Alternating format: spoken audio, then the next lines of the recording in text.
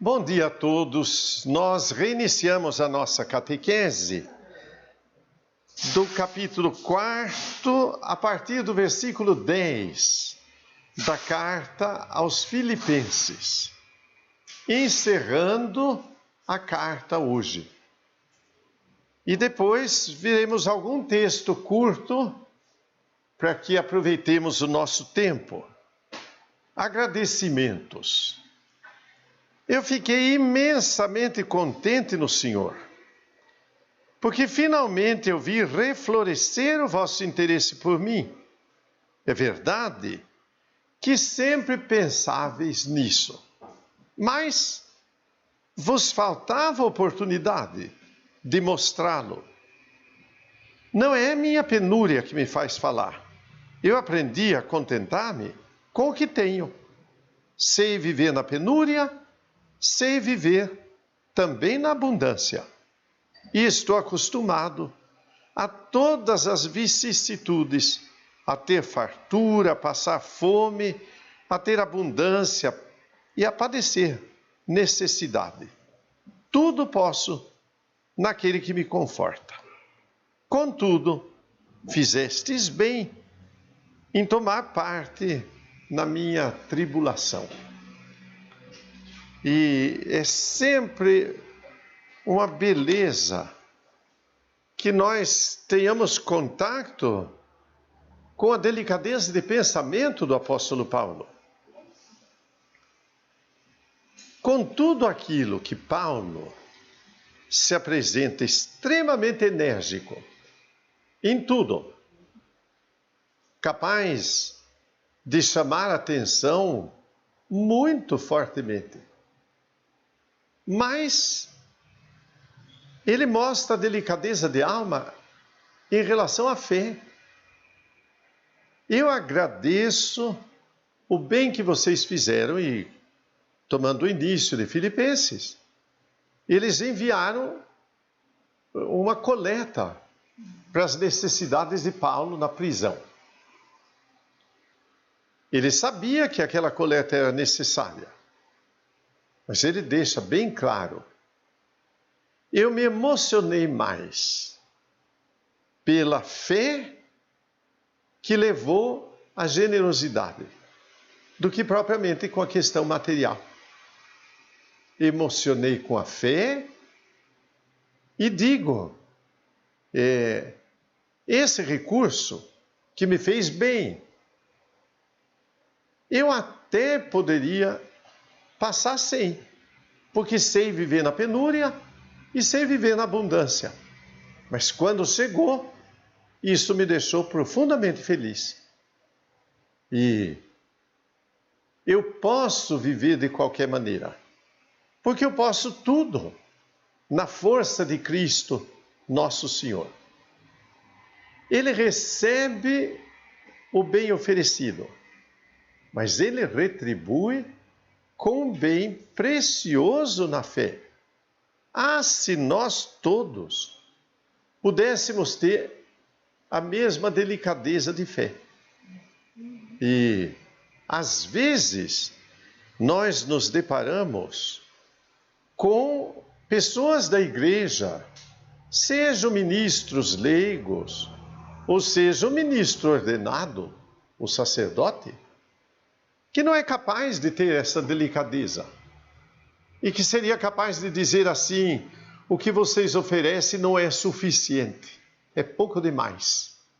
E um pensamento desse é indelicado, porque o pensamento mais delicado é popular. E o pensamento popular diz o quê? Pouco com Deus é muito. E este pensamento é o pensamento de São Paulo, que sabe viver com aquilo que tem e agradece a Deus por isso. Posso tudo naquele que me fortalece. E ainda fizestes bem em tomar parte da minha necessidade. Num pensamento tão antigo, de algum bispo da igreja de Milão, um ensinamento assim, dirigido principalmente aos sacerdotes, dizendo: o sacerdote deve ser humano. E pensando em humanidade, como é que a humanidade nos agrada? A humanidade nos agrada quando em tudo ela mostra o sentimento humano.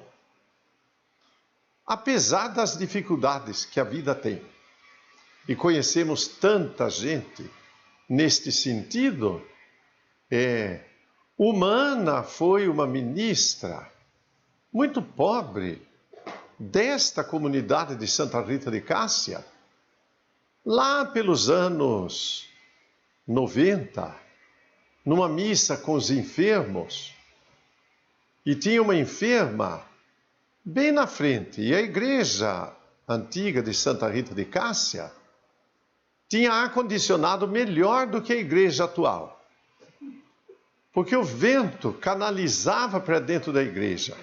Era o mês de junho, calcule o frio que fez naquele dia, alguma coisa assim, terrível. E uma doentinha estava tremendo no primeiro banco, porque o vento passava por dentro da igreja. Eu me lembro que essa ministra saiu de onde ela estava, tirou a própria blusa, vestiu na doente. Nunca esta figura saiu da minha cabeça. Você olha que delicadeza humana. Ela viu alguém sofrendo, ela não teve a menor dúvida.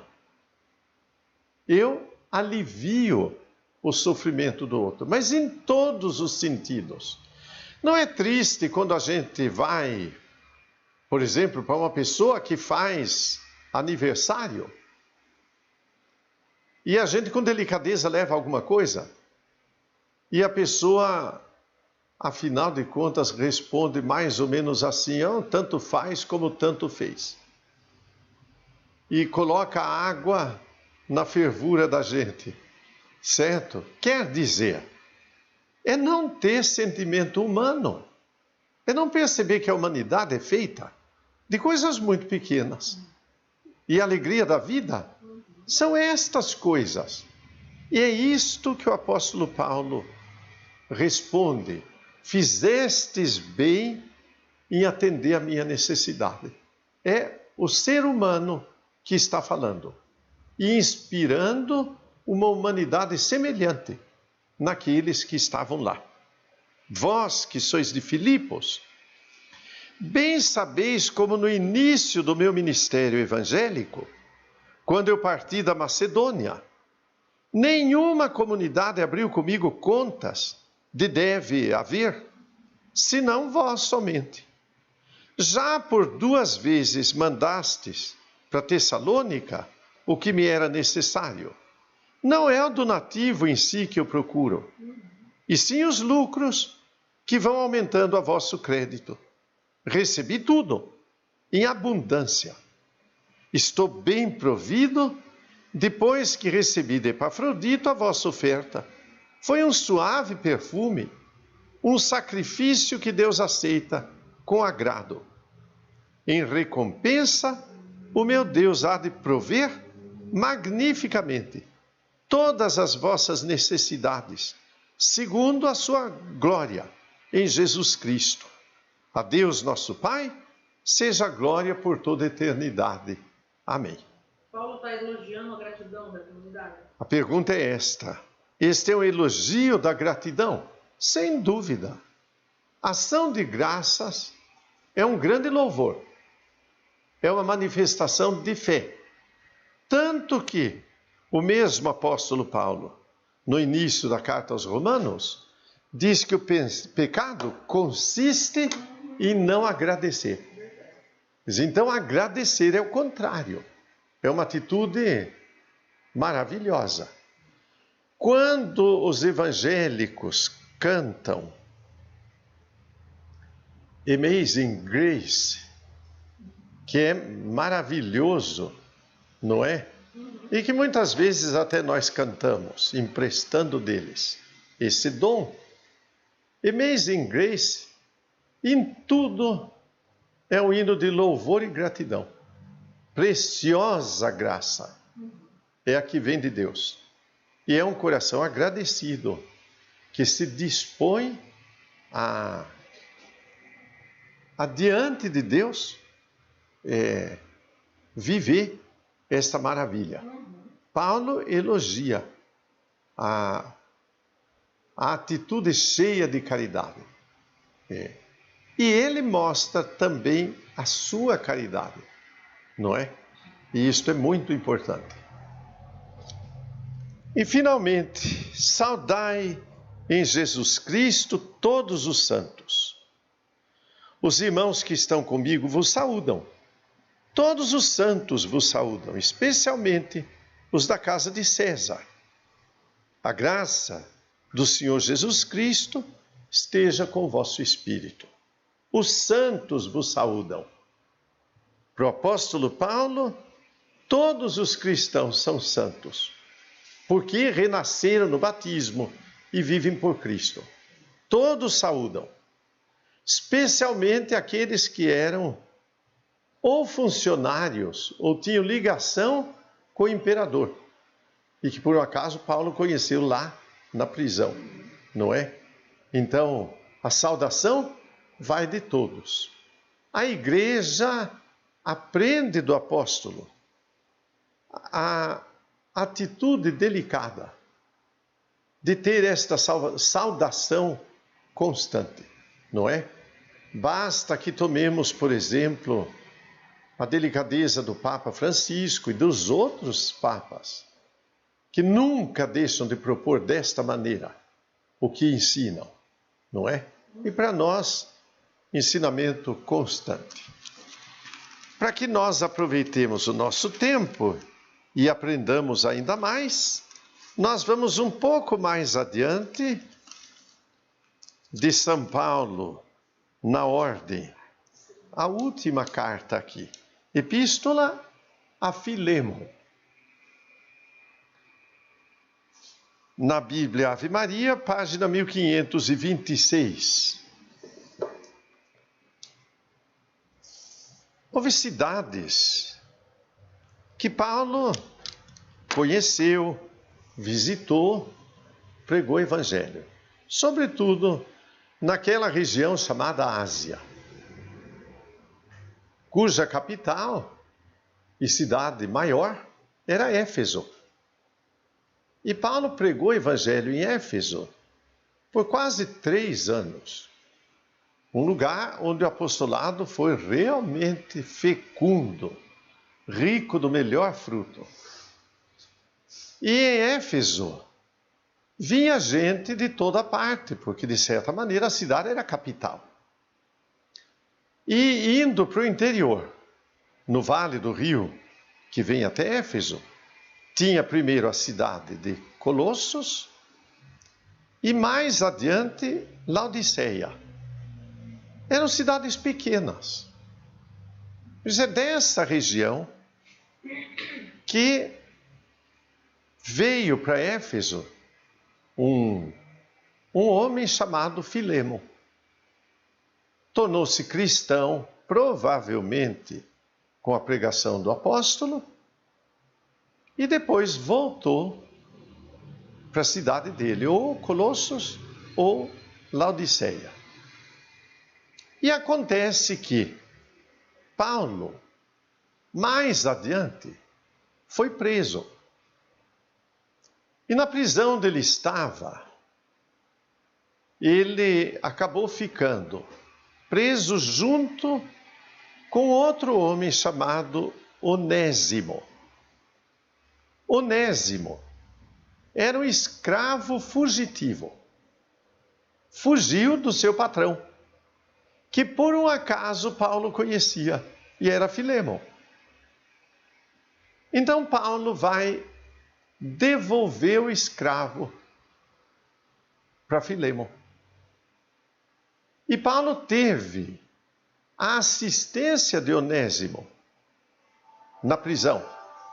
Essa assistência de trabalho, certamente, de tudo que foi necessário.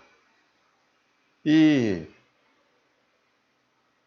Paulo vai reconhecer quanto Onésimo tinha sido útil. Onésimo, na prisão, recebeu o anúncio, foi batizado, tornou-se cristão e agora volta. Convém refletir antes de entrar no texto da carta a questão da escravidão. Quando a escravidão começou? Nós não temos a menor noção histórica disto. Porque onde a humanidade se agrupou em tribos maiores, praticamente a escravidão surgiu. Provavelmente de inimigos vencidos, que se tornavam escravos. Mas na Escritura, a escravidão era uma instituição, tanto que o livro do Deuteronômio legisla sobre a escravidão. Um judeu pode se tornar escravo, mas ele só pode ser escravo por 6 anos. No 7º ano, que é ano sabático, ele deve ser libertado, porque não é justo que passe mais do que isso. Numa das parábolas de Jesus, um homem tinha um devedor que devia uma fortuna. E este homem, por justiça, disse: já que ele não consegue pagar, seja vendido ele, a sua família e todos os seus bens para pagar a dívida. Então a família se tornaria escrava. Então a escravidão era uma instituição até na lei do Antigo Testamento. Paulo vai acrescentar nisto um outro conceito. Ele não diz um juízo sobre a escravidão, mas ele dá um conceito sobre servir a Deus. O escravo serve o seu patrão. O cristão serve a Deus. O escravo pode ser até de má vontade. O cristão jamais. Ele serve porque ama. E estes conceitos é que entram aqui na carta. Seria uma visão de humanidade para eles?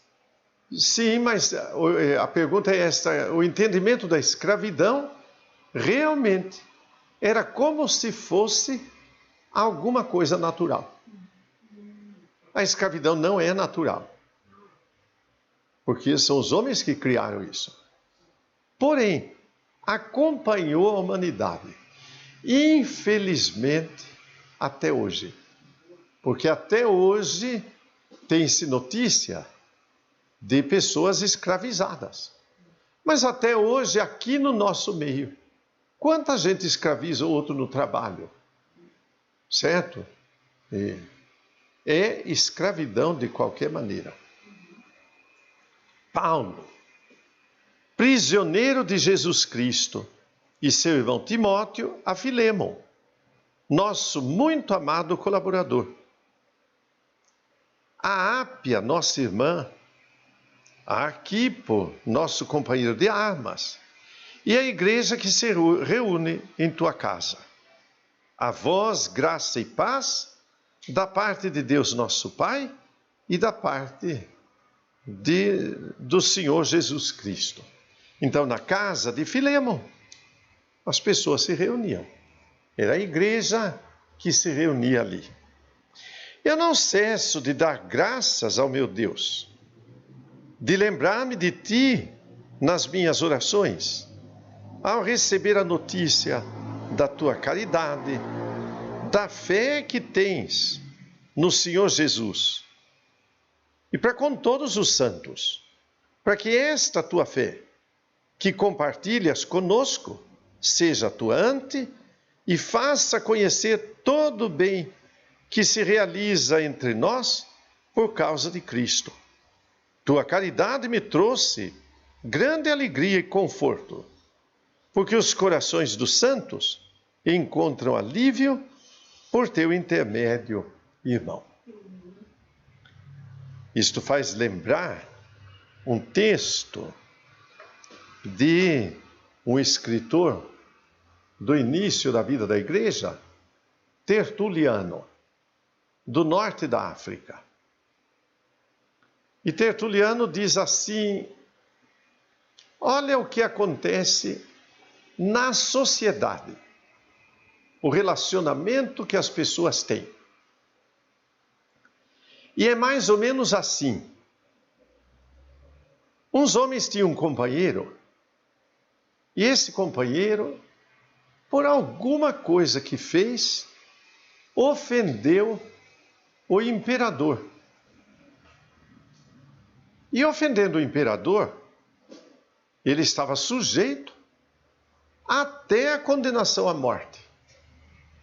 E os companheiros ficaram penalizados, porque era um homem bom. E ficaria sujeito a isto por causa de um momento e de algum deslize. O que fizeram?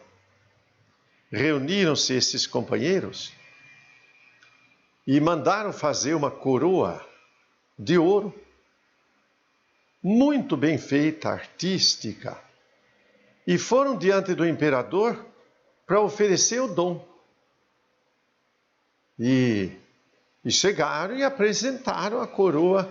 O imperador se agradou muito do que recebeu, porque era preciosa e era arte. Então virou para eles e disse: do que vocês precisam? E eles disseram: olha, que o senhor não leve em conta a ofensa do nosso companheiro, porque ele não é má pessoa. E o imperador, em parte constrangido pelo dom, que tinha agradado muito, atendeu. Então Tertuliano diz: e as nossas orações não deveriam ser assim? Agradamos a Deus e pedimos. Não é porque agradamos, mas o agrado representa a fé. Ora, Paulo, primeiro, incensa Filemon. Sei da tua caridade, sei quanto você é bom. E depois vai apresentar o pedido, não é? Especialistas nisso são os árabes. Os árabes são capazes de conversar bem. E conversando, elogiam a outra pessoa. E depois pedem, certo? E dificilmente voltam de mão vazia. Realmente, Paulo apresenta uma conduta, um pensamento, um exemplo que nós deveríamos aprender sempre, não é? Como que se diz, a sabedoria de agradar a outra pessoa, para poder propor a ela aquilo que é verdadeiro e bom. E aí, ela vai ter maior disposição de aceitação. Preparar o terreno. Sem dúvida.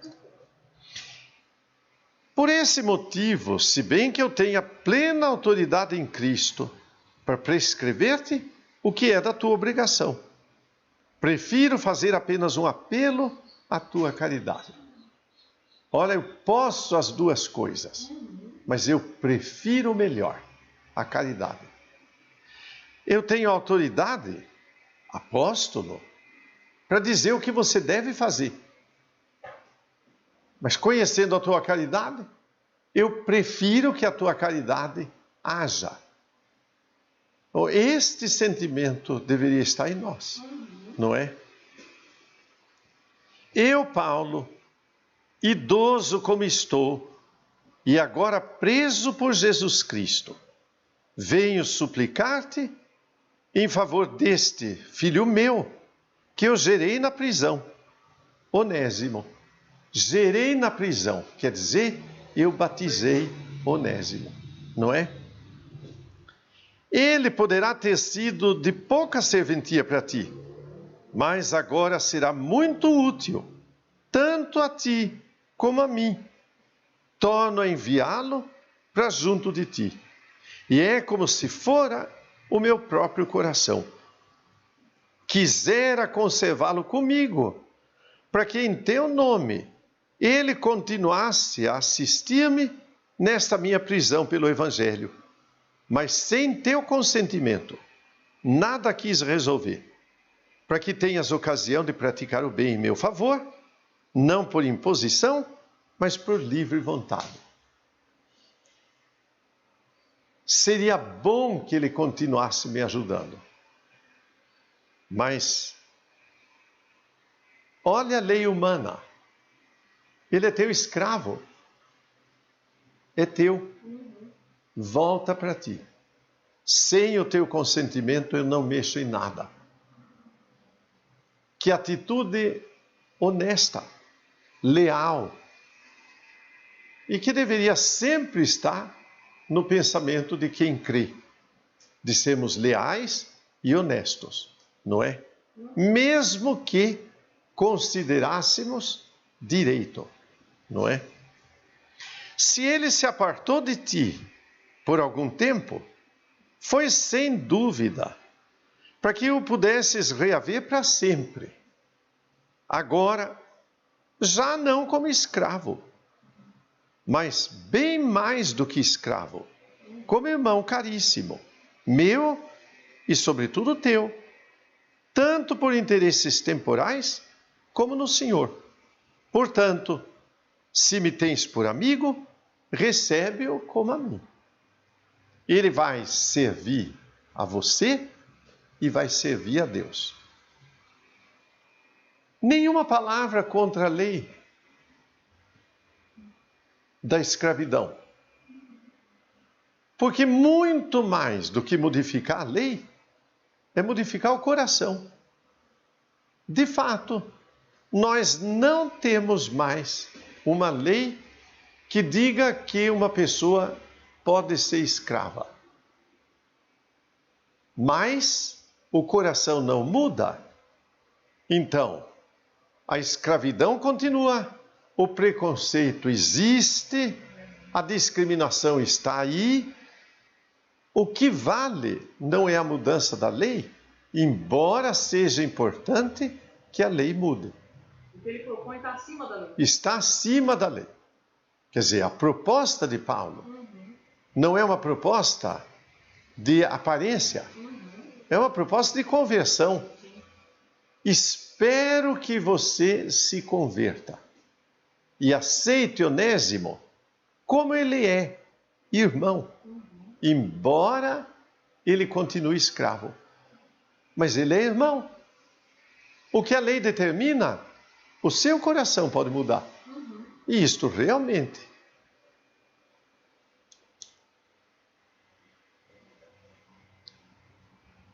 Portanto, se me tens por amigo, recebe-o como a mim. E se ele te causou algum prejuízo, ou está devendo alguma coisa, lança isso na minha conta. Eu, Paulo, escrevo de próprio punho, eu pagarei. Para não te dizer que tu mesmo te deves inteiramente a mim.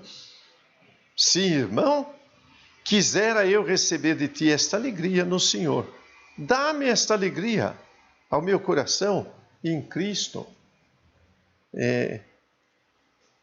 Que beleza de proposta que deixa o outro sem saída, certo? Eu pago. Paulo, que ditava as cartas, agora escreve de próprio punho. Eu pago, certo? Mas você se deve a mim, não é? Quer dizer, sobraria até troco. Eu te escrevi certo de que me atenderás e sabendo que farás ainda mais do que estou pedindo. Ao mesmo tempo, prepara-me pousada, porque espero pelas vossas orações ser-vos restituído em breve. Enviam-te saudações, Epáfras, meu companheiro de prisão em Cristo Jesus, assim como Marcos, Aristarco, Demas e Lucas, meus colaboradores. A graça do Senhor Jesus Cristo esteja com o vosso espírito. É um bilhete, mas é uma preciosidade, não é?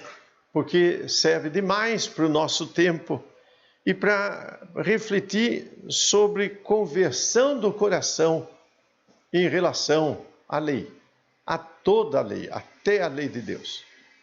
Porque acima da lei, Jesus Cristo, aquele que pela sua própria entrega nos ensinou o caminho. Ainda sobra muito tempo. Nós poderíamos aproveitar um pouquinho mais do tempo e ver algum trechinho aqui do livro dos Atos dos Apóstolos, capítulo 2, versículos 37 em diante. As primeiras conversões. Para entendermos bem, depois que Jesus entregou a sua vida por nós, morreu na cruz, foi sepultado, ressuscitou ao terceiro dia e se manifestou de muitas maneiras. Mas primeiro a Maria Madalena, depois a Pedro e João, depois aos 11 reunidos. E como o apóstolo Paulo diz na carta aos Coríntios, a mais de 500 irmãos. E até a Paulo, excepcionalmente. Então, cheios do Espírito que Deus derramou sobre a igreja nascente, Pedro faz o grande anúncio do Evangelho. Anuncio Jesus Cristo, que morreu por nós e que por nós ressuscitou. Ele vive e está no meio de nós. Nele é que nós temos a salvação e a vida. E depois da riqueza deste ensinamento, então diz aqui, ao ouvirem essas coisas, eles ficaram compungidos no íntimo do coração e indagaram de Pedro e dos demais apóstolos, o que devemos fazer, irmãos? E Pedro respondeu, arrependei-vos, cada um de vós seja batizado em nome de Jesus Cristo, para a remissão dos vossos pecados, e recebereis o dom do Espírito Santo. Arrependei-vos, cada um seja batizado e viva no dom de Deus. Primeiro, cada um reconheça o que é e reconheça também a Deus. E reconhecer o que somos pecadores, por isso só podemos nos arrepender. Segundo, reconhecer quem é Deus, Ele é bom. Então pedimos o batismo, porque a graça de Deus nos vem pelo batismo e nos tornamos filhos de Deus. Finalmente, que cada um viva a riqueza do dom de Deus na comunidade. Afinal, neste versículo, o querigma inteiro, certo? Todo anúncio está proposto aqui. Pois a promessa é para vós, para os vossos filhos, para todos os que ouvirem de longe o apelo do Senhor nosso Deus. E ainda, com muitas outras palavras, exortava-os, dizendo, salvai-vos do meio desta geração perversa. E os que receberam a palavra foram batizados. Naquele dia, elevou-se a mais ou menos 3.000 o número dos adeptos. Naquele dia, bom, como não tinha calendário marcado, nós não sabemos que dia era esse. Porque parece que a pregação de Pedro é uma pregação que não foi feita de uma vez só. mas longamente, porque é claro, para que as pessoas entendessem o que ele estava dizendo, como para nós necessitamos de pregação, de ensinamento, de catequese e de acompanhamento. Isso aqui não foi um dia. Num dia só, não. Certo? Nitidamente. E continua. E aí é comunidade agora. Na ação do Espírito Santo, na conversão e na vivência do batismo, perseveravam na doutrina dos apóstolos, nas reuniões em comum, na fração do pão e nas orações. Toda a perseverança da fé está proposta aqui em poucas palavras. A doutrina dos apóstolos, nós podemos facilmente traduzir por palavra de Deus. Eles perseveravam na palavra de Deus. E essa palavra, o que é? Só a Sagrada Escritura? Não, porque Deus fala conosco de muitas maneiras. Claro, a maneira mais preciosa é a Escritura. Mas também Deus vai falando conosco através da própria vida. O que vai acontecendo e vamos tirando lições da vida da comunidade. E esta continuidade que vai acontecendo é palavra de Deus para nós.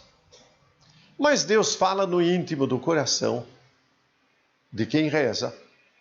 Deus fala nos acontecimentos, chamando a nossa atenção.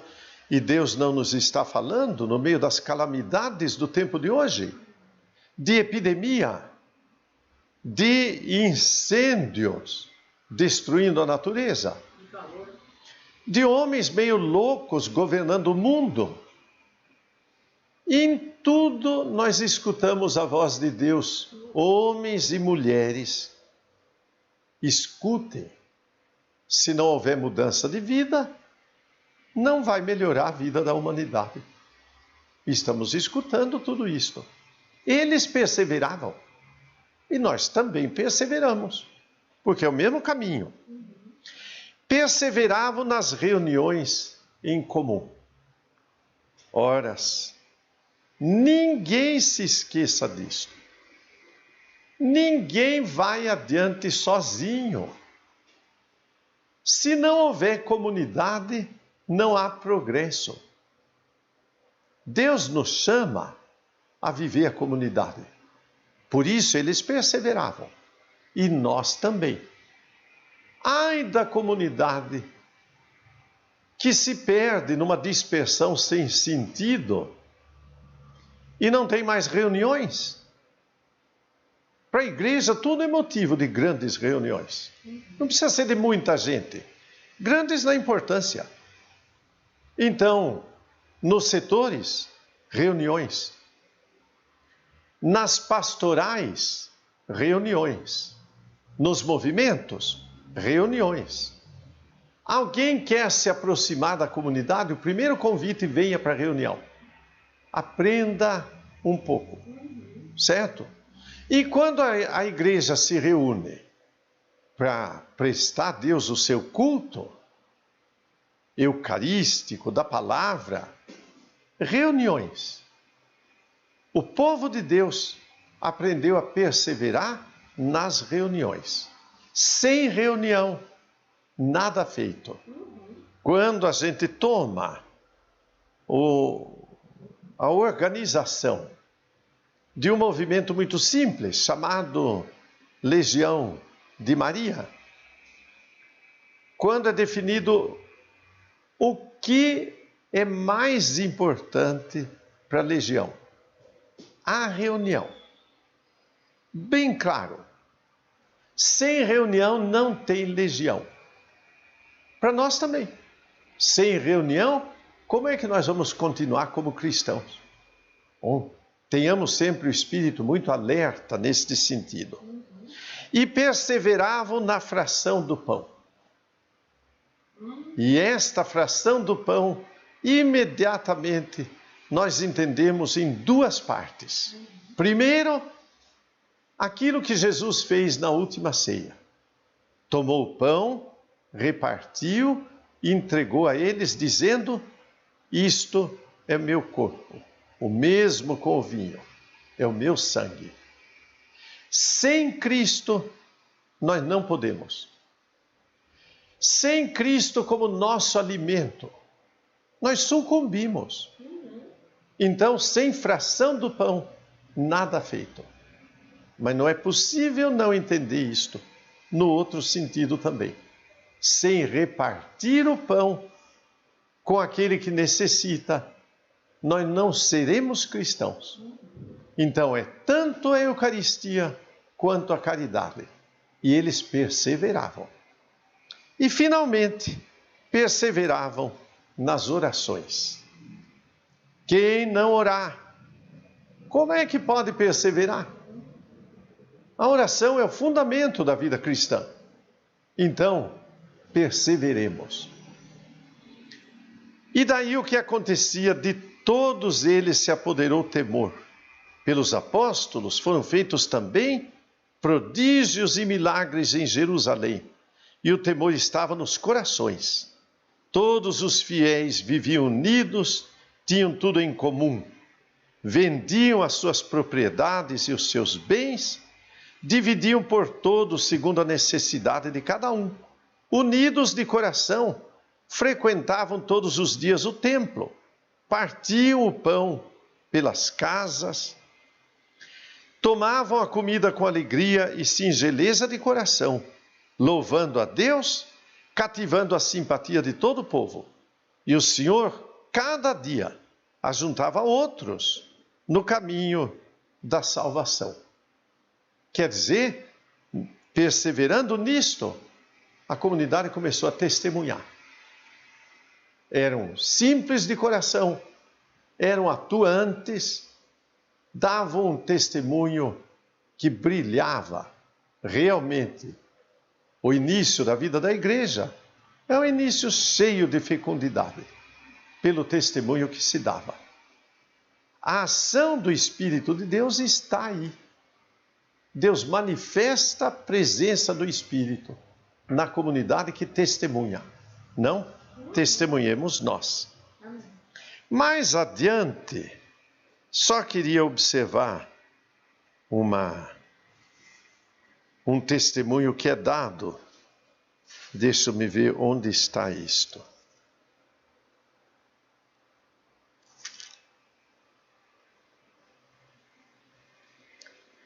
Capítulo 4, versículo 36. Assim José, a quem os apóstolos deram o apelido de Barnabé, que quer dizer filho da consolação, levita, natural de Chipre, possuía um campo, vendeu-o e trouxe o valor dele e depositou aos pés dos apóstolos. Quer dizer, esta perseverança da comunidade gerava testemunhos deste tipo. Quer dizer, um homem que se torna pela caridade desde já apostólico. E de fato, é Barnabé que vai servir a comunidade de Antioquia, que vai buscar o apóstolo Paulo, que estava na casa dele em Tarso, certo? Até meio esquecido. Quer dizer, quanto bem Barnabé trouxe para a vida da igreja. E o testemunho que brilha até hoje pela palavra de Deus. Assim, logo mais continuaremos a catequese. A Luciana vai dar alguma dica para procurar como achar a catequese nas próximas semanas, certo? E assim nós não vamos parar e escolheremos outro livro e vamos continuar, tá bem? E que Deus abençoe a todos, continuaremos logo mais. Sem Bíblia não se conhece Cristo. Sem o auxílio da palavra de Deus, como é que vamos dar este testemunho que a palavra acaba de nos dar? A igreja não pode prescindir da Escritura.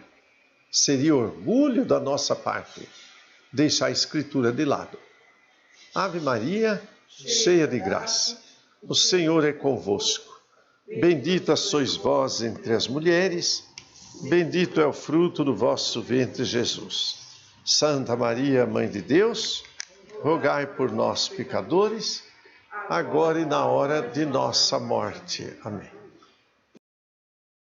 No próximo sábado, mas assim que for possível, nós reiniciaremos o estudo da filosofia. E provavelmente eu sugiro que retomemos um texto já estudado, mas que vale a pena. Entre o passado e o futuro, de Hannah Arendt. E assim, quem tem o texto, aproveite. Quem não tem, interesse-se, porque isto não é difícil de encontrar.